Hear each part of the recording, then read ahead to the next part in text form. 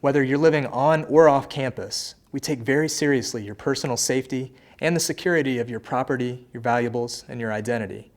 Now I'm going to get a little preachy on you here for a minute, but bear with me, this is important. When we're comfortable, we tend to let our guard down, but the same safety warnings you've grown up with still apply. So carefully keep track of and never give out private information like your social security number or your driver's license numbers. And protect information like the PINs you use in the ATM or the usernames and passwords you use on the computer. And don't let anyone else use your Buck ID. We also want you to be smart about the information you're putting out there on Facebook or other online communities, because we know that stalkers thrive on the personal information that you might list in your profile. The majority of crime occurring on campus involves property theft. So when you're living in an urban environment, you've got to use some common sense. Let's take a look. Move along, folks. There's nothing here to see. Hey, don't mess with the crime scene. What's happening here? The student was studying here in the library, went to the restroom, and when she returned, her laptop was stolen. Did you see something? Yes. Did you say something? No. Shame. She probably thought it would be a good idea to leave her personal belongings unattended. It's common sense. Everyone knows a laptop you leave alone is a laptop you no longer own. Depending upon what was on that computer, you might have issues with identity theft. You'll need to call the police. Wait, aren't you the police? No, we're the common sense investigators. You would have thought she'd known that.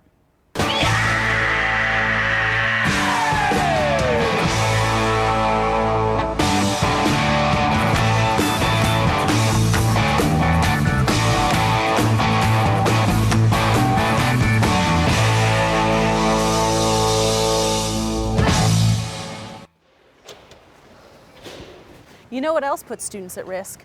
Tailgating. I know what you mean. OH! I-O! No, not that kind of tailgating. Residence hall tailgating. When someone who lives there swipes in and then other people walk in behind them. Students think it's polite to hold the door open for others behind them, but they're not thinking about building security. If you're the one who let the shady characters in, the security breach is your fault. That's right. If you don't know who they are, you don't let them in. If they can't swipe in for themselves, they shouldn't be there. That's just common sense. You'd think they'd know that. All right, looks good, looks good. Oh, you lock, these are the best kind. This one isn't even locked up. I can't believe how many people don't lock up their bikes. What do you have? Blue bike, black seat, Schwinn, 12-speed, basket on the back. You can tell all of that from the sidewalk? No, that's the bike that 2 minutes ago ran me over. Cyclists shouldn't be riding on the sidewalk or in the crosswalks. If they would just use common sense and ride their bikes on the streets and not on sidewalks, we wouldn't have these issues. And look over there, a jaywalker. Not only is she not paying attention, but she's texting and ignoring the rules of the road.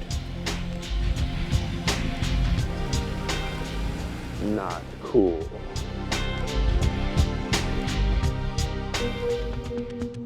As far as general campus safety, Ohio State's a pretty safe place to be, but it's no different from the rest of the world out there.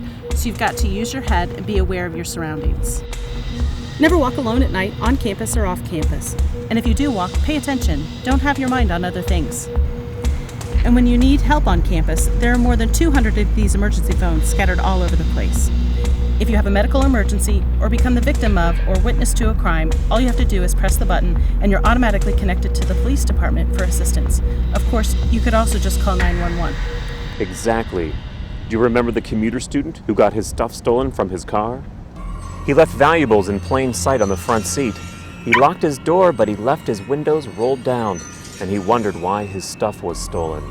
Yeah, it doesn't matter if it's in their car, the residence hall, or the library. Students need to lock up their stuff. They need to lock their cars, lock the residence hall rooms. And they need to lock the library. Too far. Yeah? A power outage where? We'll be right there. Come in. Oh, it's dark in here. What's going on? Well, I was taking a nap, and when I woke up, the lights were out. I didn't know what to do. How long have the lights been out? I don't know. I was asleep. Looks like you got lucky here. Your roommate just turned out the lights. If this had been a real emergency, you'd need to have a plan. You're in charge of yourself now. You need to be prepared. It's a good idea to bring your own flashlight, thermometer, Band-Aids, stuff like that. And if a tornado siren sounds, other than at noon on Wednesday, That's the weekly testing time. you need to be ready to take cover inside a nearby building. And if a fire alarm goes off, I should leave the building. Should you stay or should you go? don't panic. Know your surroundings. Stay safe and informed. Think ahead about what you would do. Bring a flashlight. Make informed decisions. Sign up for campus and other alerts. It's all about common sense for uncommon situations. And bring a flashlight. You already said that. We gotta go.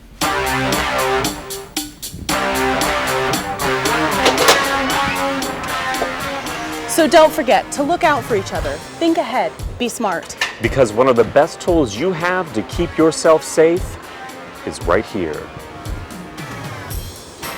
Sunglasses? No, using your head. But you put on sunglasses and then...